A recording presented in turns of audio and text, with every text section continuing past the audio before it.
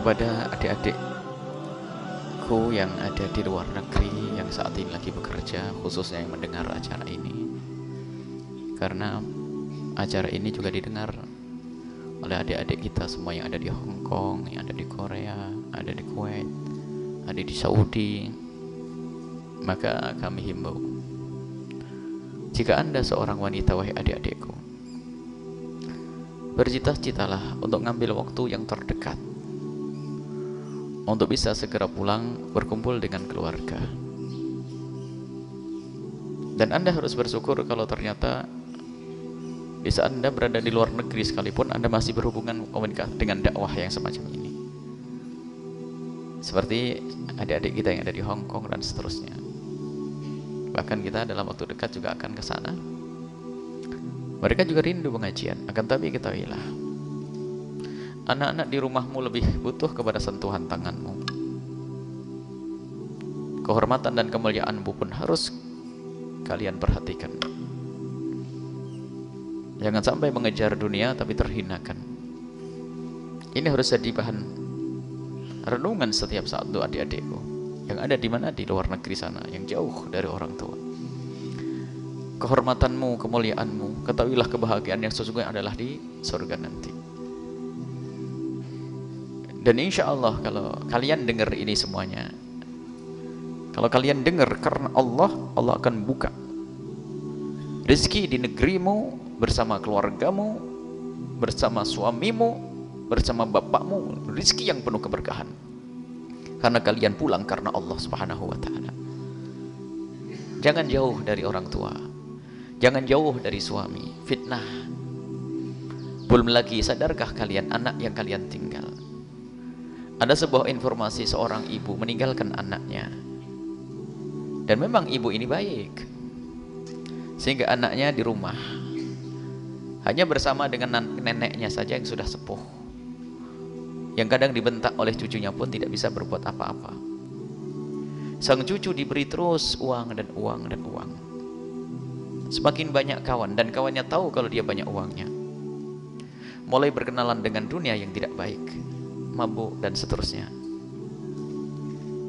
Hingga terjadilah suatu ketika percekcokan hingga berani membunuh orang lain. Ibunya ada di mana? Ibunya ada di tempat yang jauh. Bahkan ada seorang anak karena biasa dimanja oleh ibunya dengan pemberian kayak begitu dari luar negeri. Giliran bapaknya, giliran ibunya pulang, kan pengaturan ekonominya kan semakin, kalau dulu kan hanya diberi karena mungkin faktor kangen, faktor sayang, faktor merasa meninggalkan anak, jadi duit diberel-berel begitu saja. Tapi giliran ibunya pulang mulai diatur itu sudah mulai protes karena sang anak tidak punya akhlak, tidak punya pendidikan. Sehingga akhirnya apa? Keluarlah pisau, sehingga ditemukan di sebuah kampung, ibunya harus dijahit dengan 12 jahitan. Lihat, pendidikan itu penting, wahai adik-adikku yang sekarang ada di luar negeri. Anak-anakmu ada di mana? Dan bagi yang ada di negeri ini, wahai adik-adikku semuanya, jangan bercita-cita untuk pergi jauh. Adapun adik-adik kita yang ada di tempat yang jauh sana, kita doakan semoga Allah menjaga mereka, iman mereka, akhlak mereka, dan semoga Allah segera kembalikan mereka kepada saudara mereka, kepada orang tua mereka, kepada anak-anak mereka, sehingga mereka segera menemukan keindahan di dalam hidup ini. Dan semoga Allah memberikan kecukupan di negeri ini. Dan ketahuilah, rezeki itu sudah ada jatahnya. Kalau jatahmu 1 juta, ya 1 juta. Jatahmu 10 juta, 10 juta. Baik. Kalau tidak ada jatah, biarpun kau ambil di mana, tetap tidak ada jatahnya. Orang menganggap jatahnya semakin banyak di negeri orang. Oh enggak. Kalau jatahmu 1 juta, di negeri orang dapat 10 juta. Jatahnya 1 juta. Tak-taunya bisa berangkat ke luar negeri dapat jatah 10 juta. Naik. Oh enggak naik. Tetap jatahmu 1 juta. Kenapa? Dikirim ke anak pun enggak jadi apa-apa, dipakai untuk mabuk seterusnya. Tetap yang utuh adalah 1 juta. Maka lebihnya itu tetap jadi neraka nanti. Jatahnya jatah sudah. Maka ambillah jatah dengan kemuliaan. Bagi yang ada di negeri, di rumah, wahai adik-adikku semuanya, khusus adik putri, ketahuilah, jual es teh di pasar lebih mulia daripada harus jauh dari orang tua dan keluarga. Pergi ke sawah adalah mulia. Kenapa harus gengsi? Permasalahannya tadi itu, bangga-banggaan, pengen segera punya rumah, pengen segera punya mobil dan motor. Dia mengira bahwasanya kebahagiaan dengan motor.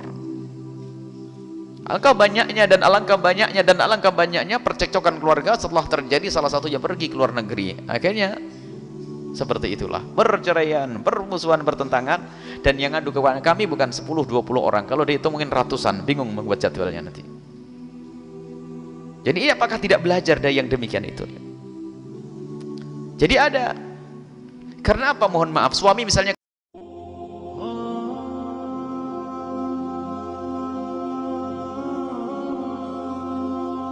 Bismillahirrahmanirrahim. Assalamualaikum warahmatullahi wabarakatuh. Assalamualaikum. Buya, saya mau tanya masalah ojek. Apa? Ojek. Katanya ada Ojek. yang bilang naik ojek itu haram. Jadi gimana kalau kegiatan saya kan dari rumah ke sini pagi Sabtu tuh naik ojek. Terus kalau ziarah ke kuburan suami saya naik ojek lagi. Jadi gimana solusinya kalau misalnya dibilangin haram, nanti ibadah saya itu gimana? Sekian, makasih Buya. Wassalamualaikum warahmatullahi wabarakatuh. Assalamualaikum warahmatullahi wabarakatuh. Bismillahirrahmanirrahim. Masalah ojek, ketahuilah bahwa yang haram itu khulwah, berduaan. Kalau jika ada orang berduaan di tempat yang di situ bisa ngomong sebebas-bebasnya atau melakukan sebebas-bebasnya, namanya khulwah. Di tempat yang tertutup berduaan laki dan perempuan itu mutlak haram. Awas, hati-hati, tolong diperhatikan. Yang bisa mungkin mencubit tidak ada yang tahu, mohon maaf, dan seterusnya sampai naudzubillah mungkin zina. Jangan dilanggar masalah khulwah itu. Dan sebagai adik-adik putri kalau diajak khulwah oleh siapapun jangan mau, biarpun oleh kiai yang katanya jubahnya lebih gede dari ini, biar katanya dia bisa terbang di awang-awang, wali besar, kalau sedang ngajak khulwah berduaan adalah haram, biarpun untuk ngajar Al-Quran, tafsir berduaan. Karena santrinya cantik dikasih pelajaran paling terakhir, di lama-lama difasih-fasihkan agak lama, kemalaman nanti saya anterin neng, iblis sudah masuk lagi, suruh mijet dan sebagainya. Gimana ini? Santrinya suruh mijet di kamarnya, innalillah. Biarpun nggak ngapa-ngapain, iblis yang ketiga. Haram berduaan, mutlak haram, biarpun untuk ngajar Al-Quran, berduaan dengan orang yang bukan mahramnya. Tolong dengerin semuanya, jangan ngentengin, jangan ngentengin. Biarpun dipanggil oleh orang yang katanya wali besar, kutub. Nah, ya. Makanya kita tidak senang kalau ada anak-anak. Kita ingatkan anak-anak datang, misalnya kalau dipanggil datang sendiri, itu langsung bisa, biasanya kena marah. Memangnya begitu aturannya di sini. Kalau ada orang buya manggil nama satu orang, tentu harus membawa satu orang untuk nemeni. Bukan berdui melonong sendiri, assalamualaikum, waalaikumsalam. Nggak ada begitu. Dan ini dijalankan syariat Nabi SAW. Biarpun tuh ustadz, memangnya sejedor gitu, sama nggak boleh, dia laki-laki. Tidak boleh, haram ya haram sudah. Apalagi yang bukan, hati-hati. Satu. Kemudian masalah jika tidak khulwah, kelihatan sama orang, namanya ikhtilat. Jadi ikhtilat itu tidak haram asalkan memenuhi 5 syarat. Kalau salah satu syaratnya ini dilanggar jadi haram. Yang pertama, perkumpulannya tersebut atau laki perempuan tersebut tidak berduaan, ya kan? Tapi ada yang lainnya seperti ya.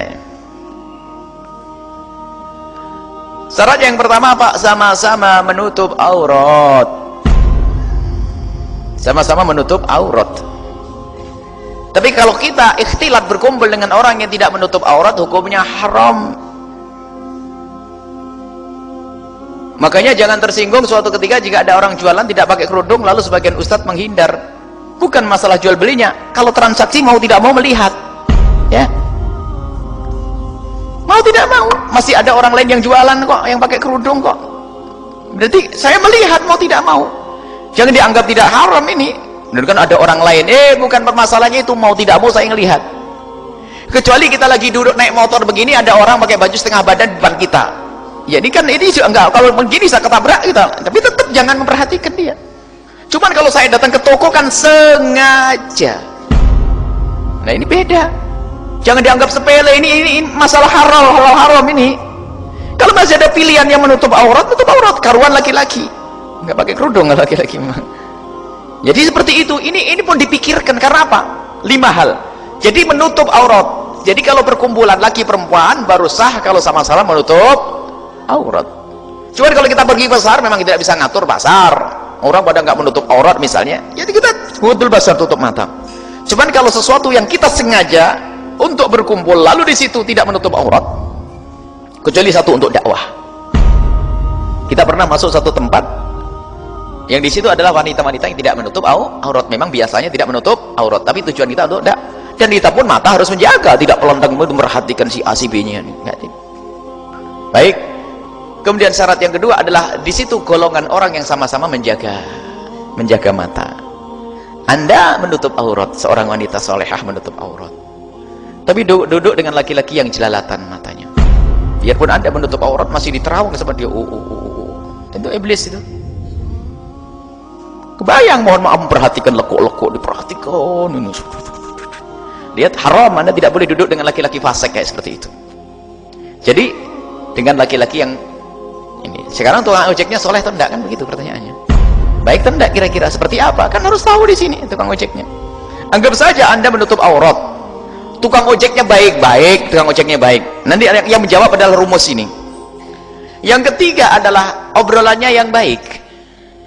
Obrolannya baik, biarpun pakai cadar, pakai kerudung, tapi yang dibicarakan porno, iblis itu, haram. Yang keempat, tempatnya baik.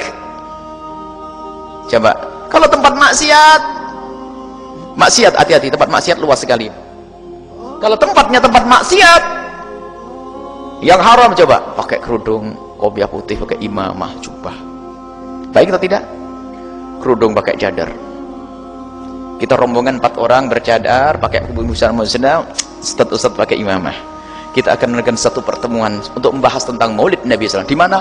Di diskotik. Nah, ini kok kacau judulnya. Ada apa itu semuanya? Tempatnya jadi sah. Yang kelima, tidak terjadi nempel. Karena nempel ini, mohon maaf, Anda sebagai perempuan kalau nempel dengan perempuan tidak masalah. Tapi kalau laki nempel dengan perempuan, ada yang berbicara, setan dan hawa nafsu. Jangan anggap neropong, biarpun tidak melihat, kerasa di belakang. Coba. Sementara ibu-ibu kalau masak jauh begitu, ada jaraknya, dikasih koper begitu. Tidak ada. Nempel atau tidak kalau ngojek? Kecuali ojek model orang Medan itu, kayaknya buru ojek model. Ojek itu belak pinggir sana, ada pisahnya, pemisah, itu aman. Atau becak karuan begitu ya. Tapi kalau nempel itu ya ini haramnya karena nempel. Atau ibu taruh di raknya belakang itu, depan itu. Ada gitu. Nggak ada kan? Jadi haramnya itu harus ditinjau dari sisi ini. Karena jangan serta-merta haram tanpa sebab, orang nggak bisa paham menerima hukum nanti. Jadi haramnya karena apa? Biarpun ziarah Sunan Gunung Jati kalau dempet-dempetan jadi haram. Lebih baik doain di rumah saja. Kecuali dempetan yang tidak pernah kita duga, biasanya ramai, terlalu ramai, Allah, ini lain cerita. Tapi kalau Anda tahu bahasanya di situ bakal dempetan, haram masuk ke tempat itu. Jauh dekat tidak sama, jauh dekat, jangankan jauh segini gitu nempel juga haram kok. Tidak usah ngaji, kita pengen dapat hadal Allah Subhanahu Wa Taala. Jangan dibuka pintu setan ini. Yang ada jauh dekat, jangankan kok jauh dekat saya nempel sebentar, kok gimana hukumnya? Ya tetap haram, nempel kok sebentar. Ngapain senggol-senggolan itu ya? Nah ini, kita harus jelas saja. Kadang-kadang orang mencari ilmu tapi melanggar Allah. Kalau punya suami-suaminya biar nganterin, dapat pahala. Biarpun tidak bisa ngaji tapi dapat pahala. Anaknya, kemudian ponakannya, kakeknya, cucunya, menantunya. Jadi boleh semuanya. Jadi jangan dilanggar hal-hal semacam ini. Jadi ketahuilah Allah akan memuliakan. Orang yang tidak pernah menyadari kesalahannya tidak ditolong oleh Allah. Kalau ibu menjaga astagfirullahaladzim, ini tidak boleh. Allah akan mudahkan nanti. Tidak tahu caranya bagaimana. Apa oleh Allah diganti mobil, atau suaminya jadi seneng nganterin. Tapi kalau sudah melanggar terus, selamanya akan dituruti oleh iblis. Dari awalnya ngelanggar tetap ngojek terus, suaminya tetap saja nggak mau nganterin, anaknya bandel. Kenapa? Sudah ngelanggar terus, dinikmati sama iblis, seneng tuh. Kalau enggak, ya Allah, saya akan mengikuti syariatmu, bantu aku ya Allah. Besok dikasih mobil oleh Allah, dianterin sama ini, besok dikasih anak menantu yang baik, kan enak. Sudahlah, jangan dilanggar syariat Nabi sallallahu alaihi wasallam. Makanya pengajian-pengajian yang diadakan pun kita selalu wanti-wanti, jangan sampai ada desak-desakan harus pisah lagi perempuan. Kita ingin cari pahala, sementara pahala itu masih ada syarat, Bu. Orang itu beramal baik, syaratnya adalah ikhlas, ikhlas. Kalau tidak ikhlas diterima atau tidak? Tidak. Tapi adakah maksiat perlu ikhlas? Ada maksiat langsung tuh masuk nih. Jadi jangan ngandalin, wah saya akan berbuat baik sambil maksiat. Perbuatan baiknya belum tentu diterima oleh Allah, maksiatnya pasti diterima oleh Allah. Terus kemudian selama ini bagaimana yang sudah biasa melakukan yang haram? Kalau ojeknya ojek yang terhormat, yaitu didesain dengan mobil. Kemarin kita pengen moto, ini kayaknya bagus nih, di mana sama si Imam, di Medan barangkali pesendana ada, dibuat dan terpisah ada pemainnya. Nah, ini kayaknya harus dibudayakan ojek, dan itu bisa banyak orang dan lebih menguntungkan bagi tukang ojeknya itu. Ini adalah ojek di samping itu, desain motornya semuanya semacam itu. Kita perlu ojek yang semacam ini, yang terhormat. Jadi nggak sentuhan, nggak ini, dan nggak kelihatan karena di sampingnya dia sibuk nih, nggak toleh ini, aman. Dan ada pembatasnya. Ini kayaknya adalah apa, ojek syar'i. Atau kemarin ada satu gambar dikasih apa, pembatas. Ini pembatas atau papan begitu. Jadi kayaknya harus ada ojek syar'i. Ada pembatasnya. Jadi antara tukang ojeknya sudah ada papannya itu. Kayaknya besok harus ada yang desain lalu dibagi-bagiin ke tukang ojek semuanya ini. Desain agar syar'i semuanya. Lah kalau tidak ada kalau kita tidak jelas hukumnya, nanti orang akan nyerah dengan kemaksiatan, dengan keharaman.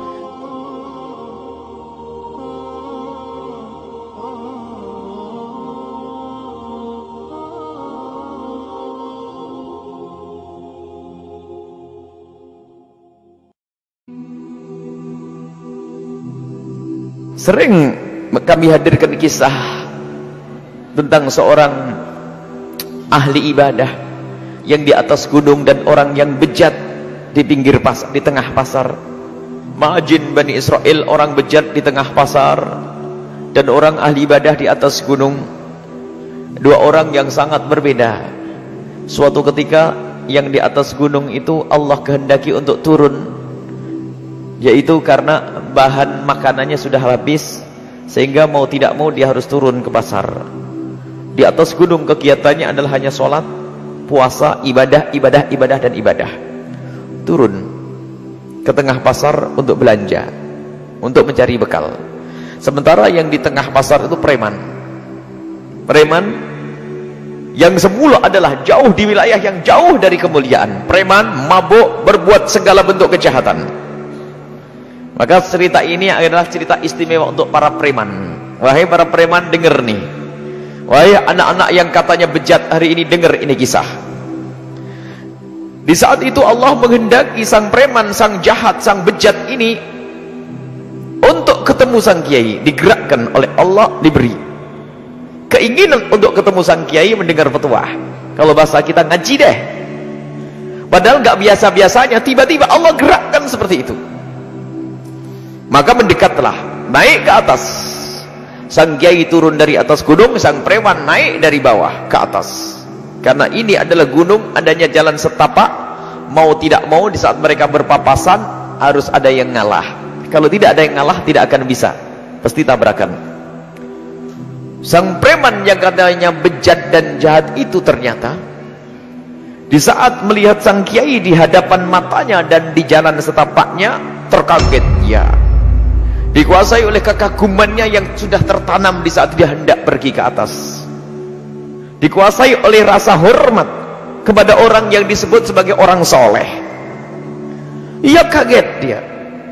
Begitu tergagetnya dan dikuasai oleh rasa kagumnya, ia tidak bisa bertutur sepatah kata pun, dan dia hanya bisa duduk di jalan setapak, minggir di jalan setapak, sembari ia mempersilakan kepada sang kiai untuk melewatinya. Silahkan sang kiai. Tapi sang kiai rupanya dia punya cara pandang beda, karena merasa dirinya adalah ahli ibadah. Ini adalah bab yang kedua nanti. Ini adalah orang sebagai ahli ibadah yang katanya adalah kerjaannya ibadah mendekatkan diri kepada Allah, akan tapi dia punya cara salah dalam memandang manusia. Dia memandang manusia dengan pandangan merendahkan. Makanya di saat melihat sang preman di jalan setapaknya, yang ada adalah kesombongannya. Ia tidak menegur sang preman, hendak kemana engkau? Tidak menegur sang preman, apa yang kau inginkan? Mau kemana? Mau ketemu siapa? Tidak. Apalagi di saat sang preman mempersilakan, merasa dia layak untuk diberi jalan, sehingga yang ada adalah kesombongan dan melewati begitu saja tanpa tegur sapa dan tanpa assalamualaikum. Sementara sang preman tetap dalam keadaannya yang sudah digugah oleh Allah untuk mendekat kepada kemuliaan, sehingga sang preman tetap memandang sang kiai dengan penuh kekaguman dan tidak kurang sedikit pun. Bahkan yang ada di dalam hatinya justru mencaci dirinya. Ia berkata dengan prasangka baiknya, orang alim ini benar-benar orang baik. Waktu saya mau ke atas saja kok diturunkan oleh Allah. Sepertinya dia tahu kalau saya mau ke atas. Jadi masih khusnudon itu biarpun dia preman. Apa sabda Nabi SAW dalam kisah tersebut? Lihat, biarpun orang berada di kubang kehinaan, kemaksiatan, preman berbuat jahat, tapi ternyata di dalam hatinya masih ada kagum dengan apapun yang ada hubungannya dengan kemuliaan Islam, agama, orang ahli ibadah, ulama, maka orang ini bakal selamat pada suatu ketika nanti. Kalau sudah, biarpun orang itu kayak apa, tapi kalau masih lihat, dengar suara adzan, masih, biarpun mungkin belum sholat, ya adzan, memasuki bulan Ramadan, ulama, ada hormat, pengajian, gak ganggu. Mungkin dia tidak ngaji, tapi tidak mau ganggu. Dan mungkin di dalam hatinya ada rasa senang, bangga. Oh, ada pengajian, syiar. Bahkan biarpun itu tidak syar'i kadang-kadang, tapi di dalam hatinya masih ada bangga dengan Islam, itu bakal selamat orang itu. Ibu-ibu di kampung, bapak-bapak di kampung, lihat. Pemain bola aja namanya Islam saja, biarpun nggak tahu kalau itu Islam, itu sudah ada. Itu. Jangan nonton bola, bukan ngajari nonton bola ini. Ini satu contoh. Jadi ada kekaguman dengan bentuk kemuliaan atau sesuatu yang ada hubungannya dengan kemuliaan. Itu berarti telah dikeluarkan oleh Allah dari wilayah yang menjerumuskan tadi, mulai mendekat ke wilayah yang kedua. Jadi wilayah yang pertama ini Masya Allah ada orang yang benci. Kalau sudah orang benci, mengganggu, ada pengajian, apaan tuh? Susah itu, susah dibenahi. Ulama merendahkan. Wong yang tadi itu, yang satunya lagi, ulama saja yang katanya ahli ibadah, ahli sholat, ahli puasa, yang berada di atas gunung, ternyata di saat turun tadi memandang orang preman, orang lain dengan pandangan merendahkan. Lihat, pandangan yang merendahkan menjadi sebab dicabut hidayahnya oleh Allah Subhanahu wa taala. Sementara sang preman yang katanya jahat, ternyata di dalam hati masih ada kekaguman, hormat kepada sesuatu yang ada hubungannya dengan Islam. Allah akan beri hidayah.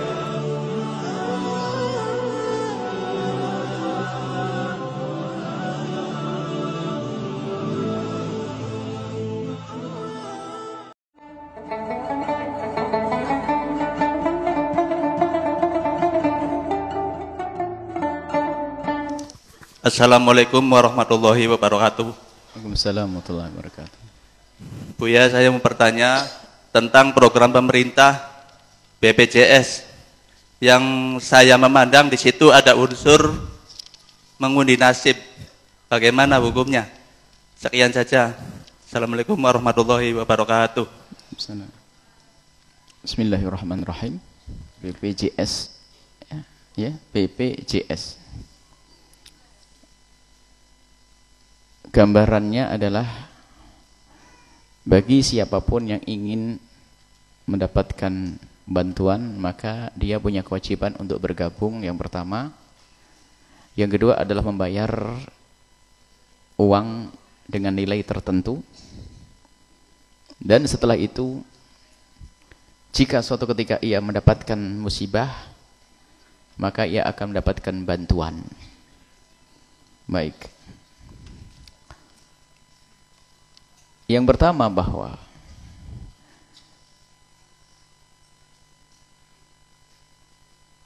kalau sesuatu yang kita bayarkan dengan harapan kita mendapatkan pengembalian dengan sesuatu yang lebih, maka itu adalah bentuk riba yang diharamkannya.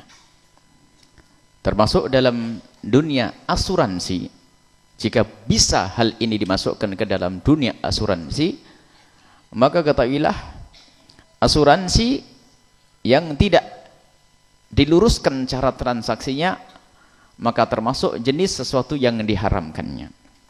Karena kita membayar sesuatu, ternyata yang kita harap adalah sesuatu yang lebih besar. Maka agar kita tidak masuk dalam dunia transaksi asuransi yang haram, maka perlu disyariatkan hal ini. Yaitu dengan cara bahwa di saat kita membayarnya tersebut adalah membayar dalam bentuk tabarruk. Kita bergabung dalam sebuah perkumpulan, kemudian kita berjanji untuk bisa memberikan bantuan setiap bulannya berapa puluh ribu kepada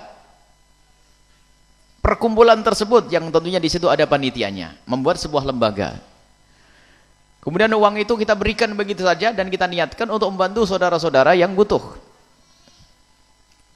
Maka ini adalah satu kebaikan, dan ini dihimbau oleh Islam agar kita punya kiat untuk bisa menolong orang lain. Kalau kita menolong dengan duit 10.000 untuk membebaskan orang dari untuk membantu orang operasi yang 50 juta, nggak akan bisa. Tapi dengan cara semacam ini maka dikumpulkan. Anggap saja miniaturnya begini. Contoh, kalau seandainya ada yang manage dengan bagus, ini bagus. Yang hadir di majelis Al-Bahjah, seandainya kalau seandainya hilang ini bisa menjadi masalah ini. Seandainya semua yang hadir di majelis ini hendaknya membayar 5.000 sebagai sedekah untuk dikelola sama tim untuk kemaslahatan para bapak ibu nanti. Misalnya apa? Bapak ibu punya kewajiban sedekah. Jadi kewajiban bukan kewajiban dari syarak sebagai zakat, tapi kewajiban pribadi. Karena saya bergabung, saya merasa punya kewajiban untuk menolong saudara saya. Untuk apa Al-Bahjah mengumpulkan duit ini? Ini contoh lah ya, jangan sampai didengar salah ini. Dikumpulkan uang ini, jika di antara anggota ini nanti ada yang sakit, maka bisa dibantu. Maka ini adalah kebaikan. Dan ini akan bisa mengumpulkan dana yang sangat besar. Kemudian dana ini nanti akan dikelola, dikembangkan dalam bisnis yang halal, yang bersih. Sehingga jika ternyata ada yang sakit, maka tinggal lapor saja sakitnya kayak apa, nanti akan diurusi di kedokteran. Ada di rumah sakit. Maka ini akan dibayari oleh lembaga yang tadi sudah punya dana banyak. Ini sangat mudah kalau mau mengislamkan sebuah transaksi. Yang menjadi masalah adalah jika belum diislamkan, maka selagi belum diislamkan Anda tidak usah berurusan. Sebab selagi belum disyariatkan, maka akan mengarah kepada keharaman. Wong bayarnya cuma begitu, pengen dapat yang lebih. Pengen dapat yang lebih. Maka dari itu masih saja itu sesuatu yang diharamkan. Dan ketahuilah, bersandarlah kepada Allah. Yang beri penyakit adalah Allah, yang mengangkat adalah Allah. Dan jika kita diberi penyakit oleh Allah, maka kalau pengen mendapatkan kemuliaan, berobatlah dengan cara yang diridhoi oleh Allah. Sebab penyakit itu hakikatnya bukan musibah kalau orang faham, tetapi ia adalah untuk mengangkat derajat dan pengampunan dosa. Jika kita ingin membebaskan kita dari penyakit, maka gunakanlah dengan cara yang benar, cara yang halal, bersih, dan diridhai oleh Allah Subhanahu wa taala. Maka yang ditanyakan, jika belum benar-benar dikemas secara syariat dan islami, maka tidak perlu kita berurusan dengan yang demikian itu.